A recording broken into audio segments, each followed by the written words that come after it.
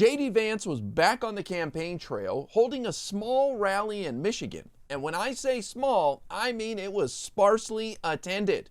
JD said his usual nonsense at the campaign event, but he made a giant blunder that's got everybody laughing at him, and I can't wait to show you guys so you can laugh too. The Trump campaign is desperately trying to find some way to attack Kamala Harris, and it seems that the latest line of attack is just to call the whole thing fake, which is quite rich coming from the Trump campaign. Now, I cannot get over, my friends, about everything about her campaign is fake.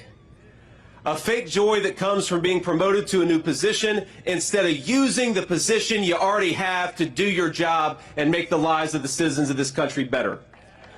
It's a fake ticket that never earned a single Democrat primary vote. This is my favorite talking point from the Trump campaign. They want us, the Democrats, to be outraged that Biden is no longer the nominee and Kamala Harris has taken over at the top of the ticket. Well, when I voted for Biden in the primary, along with 14 million other people, that was for the Biden-Harris ticket. And if Joe Biden doesn't want to run for president anymore and feels that Kamala would be better, then I fully support that. So these clowns need to stop trying to tell Democrats what to be upset about and worry about your own damn self. It's a fake platform that offers no specifics about how to do the people's businesses, and a fake promise to change the government, even though she's been in charge of that very government for almost 4 years and hasn't done a damn thing. This is another talking point that the Republicans are desperately trying to make stick, that Kamala Harris hasn't posted any policy positions on her website. Well, number one, she's been a little busy putting together her campaign over the last couple of weeks. Number two, I don't think most people go to campaign websites looking for policy positions in order to decide how to vote. Kamala Harris has been putting out her position on the issues, and she's been putting forward her vision for America. And I'm sure Kamala Harris will eventually put out detailed plans about what she'd like to do once she becomes president. So the Trump campaign needs to focus on themselves a little more, because these are the guys who keep saying things are going to come out in 2 weeks. Now, after making remarks, JD Vance took some questions from reporters. One reporter asked him about Republicans encouraging Donald Trump to stop with the personal insults, and JD Vance gave quite the awkward answer. Well, look, the question, I'm not going to repeat that question because it's kind of insulting to our president. So I'll repeat the ones that aren't insulting to our president. Look. What is he talking about? Is it insulting for someone to suggest that Donald Trump stop personal attacks against Kamala Harris? And why does he keep saying our president? Donald Trump is not president of the United States, JD.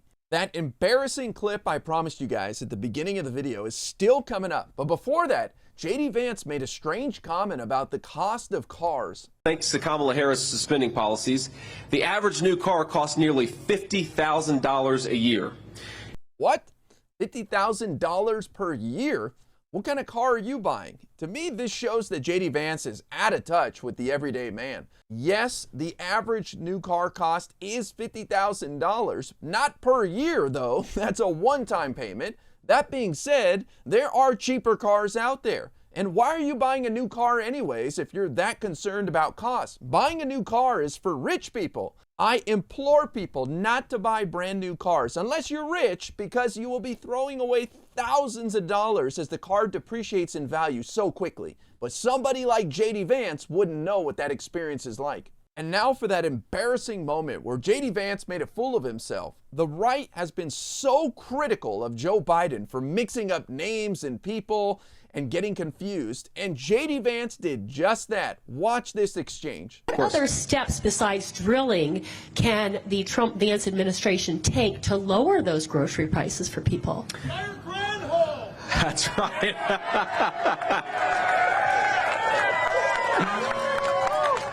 Well, the first is we're going to fire the agriculture secretary, right? She's not doing a very good job. Oof. That's awkward. Jennifer Granholm, who that guy yelled we should fire, is the Secretary of Energy, which would make sense when you're talking about lowering the cost of energy. But JD Vance thinks Jennifer Granholm is the Secretary of Agriculture, which is not true. That's Tom Vilsack. Now, I don't expect everybody in America to know who the cabinet secretaries are, But when you're running for Vice President of the United States, you should probably be familiar with them, especially when an audience member seems to know more than you. Quite an embarrassing moment for JD Vance. I think it's fair game to go after JD Vance for this mix-up. It's not just your standard blunder. This is something he should be really familiar with. And if they're going to criticize Biden for mixing up names, then they need to be on top of their game. But it's just another example of how terrible of a choice JD Vance was. So thank you, Trump, for picking this clown who continues to embarrass the Trump campaign on a daily basis.